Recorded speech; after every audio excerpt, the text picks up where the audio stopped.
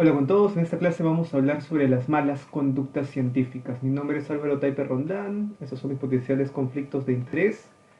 Y pues vamos a ver 8 tipos de malas conductas científicas que tenemos que evitar cuando redactamos un artículo científico. Y hay que tener cuidado, mucho cuidado en no caer en estas malas conductas científicas porque pueden traer consecuencias bastante graves. Las dos primeras son la fabricación y la falsificación de datos, que suenan similares, sin embargo tienen ciertas diferencias. La fabricación de datos se refiere a inventar datos que no existen. Nunca se hizo el estudio, nunca se recolectaron los datos y se inventó una base de datos o se inventaron las tablas y las figuras que se presentan en los resultados. En tanto que la falsificación es manipular datos que sí existen para dar una falsa impresión. Por ejemplo, borras algunos datos que no te convienen, entre comillas, porque no se ajustan a tu modelo estadístico, o alteras las gráficas o las fotografías. Luego pasamos a el famoso plagio y también al autoplagio. ¿Qué es el plagio? Según la ORI, que es la Oficina de Integridad Científica en Estados Unidos, el plagio es la apropiación sin darle el reconocimiento adecuado al autor. ¿De qué? De ideas, procesos, resultados o plagio literal de palabras, partes de la oración, oraciones o párrafos. Hay que resaltar entonces que plagio no es solamente copiar literalmente lo que dice en otro lugar. Por ejemplo, un plagio de ideas sería el enterarse de una teoría o de alguna idea relevante de algún compañero y publicarla como tuya propia. Plagio de procesos igual con metodologías, procesos, tipos de experimentos. Plagio de resultados ya sería publicar algo que no es tuyo como tuyo. Y el tipo más común sería el plagio literal o parafraseado de algunas partes de oración o de oraciones y párrafos completos sin darle crédito correspondiente al autor, o sea, sin muchas veces citar la fuente original. El otro tema es el autoplagio, que es el plagio de tus propios documentos previamente publicados. Si tú ya has publicado un artículo con alguna idea o algún contenido y luego quieres publicar otro en el cual menciones esta idea o este contenido que publicaste antes, tienes que citarlo. Si no estás cometiendo también un plagio, aunque sea de tus propias ideas, aunque sea de tus propios contenidos. En cuanto al plagio literal, veamos este ejemplo. Supongamos que un artículo X tiene este texto. Nos dice, el síndrome de Guillain-Barré es un conjunto de neuropatías caracterizado por la debilidad motora progresiva. ¿Qué pasa si alguien copia ese texto literalmente? El síndrome de Guillain-Barré, conjunto de neuropatías caracterizado por debilidad motora progresiva. Y no pone comillas y no cita. Esto es un plagio literal. ¿Ok? ¿Qué es lo que tuvo que haber hecho? Se quería copiarlo literalmente, pues colocarlo entre comillas para dar a entender que es una copia literal y citar o referenciar el primer artículo que mencionó esto, ¿no? Ojo que las comillas no se usan mucho, se usan básicamente cuando quieres mencionar alguna definición, algún concepto clave que necesite ser transcrito tal cual. De lo contrario, usualmente no es relevante y es hasta un tanto molestoso usar las comillas. Pero aparte del plagio literal, podemos también estar plagiando de manera parafraseada, ¿no? Por ejemplo, vean ese texto, dice, el síndrome de Guillain-Barré se refiere a una serie de neuropatías, ¿no? Ya no decimos es un conjunto de neuropatías, sino se refiere a una serie de neuropatías que se caracterizan por debilidad progresiva. Es muy similar al original, pero he parafraseado, o sea, he cambiado algunas palabritas. Esto sigue siendo plagio. ¿Por qué? Porque no estoy citando la fuente primaria. Entonces, adecuadamente puedo haber colocado todo este texto, pero tuve que haber mencionado cuál es la fuente primaria. Y aquí un ojo más, para copiar una tabla o una figura de otro artículo o de otro libro, ya no es que la puedas poner entre comillas, ¿no? Tienes que pedirle permiso al autor y a la revista que ha publicado esta tabla o esta figura. Y para eso tienes que tener una muy buena justificación, ¿ok? No es tan simple como este parafraseo o esto de poner entre comillas que podemos hacer con el texto y que no hay problema si lo citamos. Entonces, recordar que no todo plagio es literal, ¿no?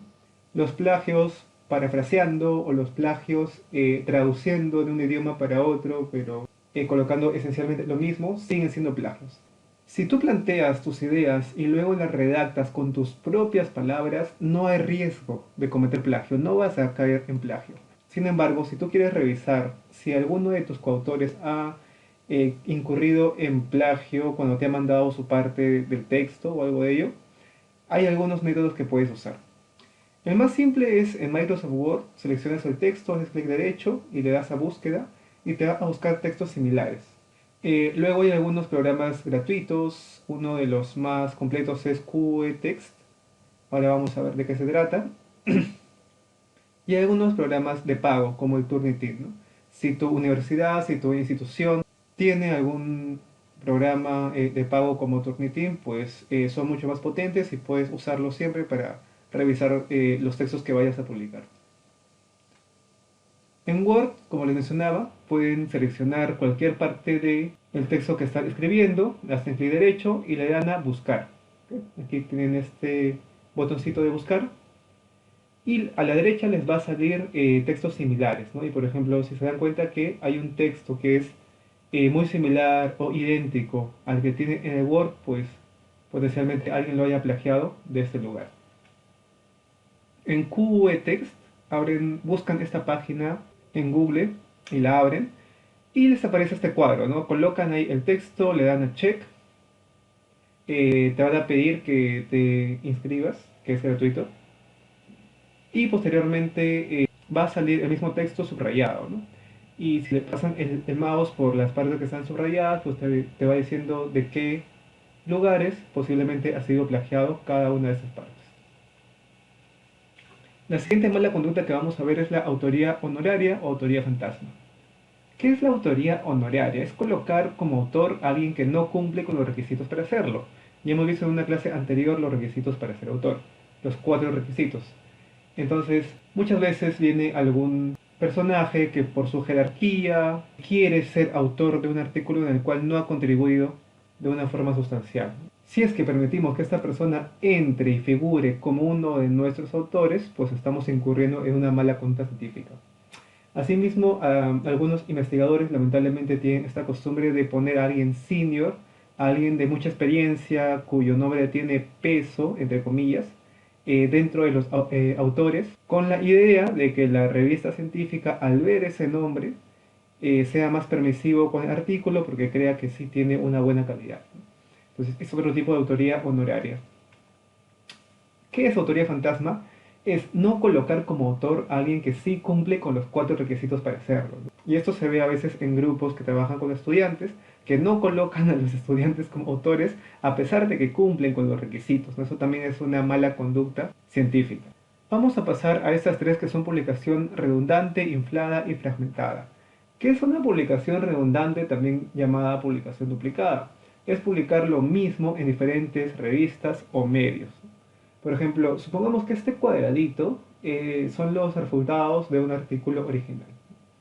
Entonces, publicas como una publicación 1 el artículo y publicas como una publicación 2 los mismos resultados del artículo. ¿No? Puedes cambiar algunas palabras, algunas cosas, pero es esencialmente lo mismo. Esto no se puede hacer. Una vez que tú publicas en una revista científica, ya has cedido tus derechos de autor o parte de tus derechos de autor a esta revista científica.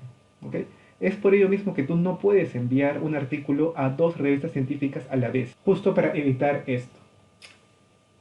¿Qué es la publicación inflada? Es que luego de que publicas un artículo, agregas a algunos pacientes luego de unos meses y publicas otro artículo. Es decir, si tienes los resultados para tu publicación 1, con 100 pacientes, le agregas 10 pacientes y tienes resultados para la publicación 2 con 110 pacientes, ¿no? Esto es publicación inflada, muy parecida a la publicación redundante y también es una mala conducta científica. Y por último, la publicación fragmentada o también conocida como salami.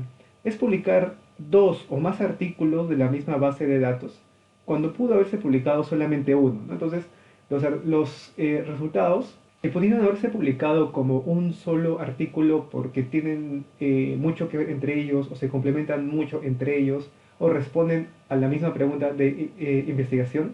Finalmente son partidos, ¿no? En una parte 1 y en una parte 2. A eso se le conoce como salami. Aquí les dejo alguna bibliografía para poder profundizar un poco más en publicación redundante y salami. Y por último, el sesgo de publicación. Y esto es común en investigadores con poca experiencia, y es que cuando no obtienen un resultado estadísticamente significativo, entre comillas, o no obtienen el resultado que ellos querían obtener, no publican el artículo. Y eso también es una mala conducta científica porque estás privando a la comunidad científica de resultados que son importantes, porque los resultados, digamos, negativos o los resultados que no encuentran un beneficio o una significancia también son muy importantes, ¿no? Entonces, ¿qué es lo que hacen esos investigadores? Pues no publican el artículo o cambian de objetivo o solamente publican el análisis en un subgrupo donde sí hubo un resultado que ellos esperaban. Eso también es una mala conducta científica. ¿Cuáles son las consecuencias de caer en estas malas conductas científicas? Uno, pues manchas tu nombre.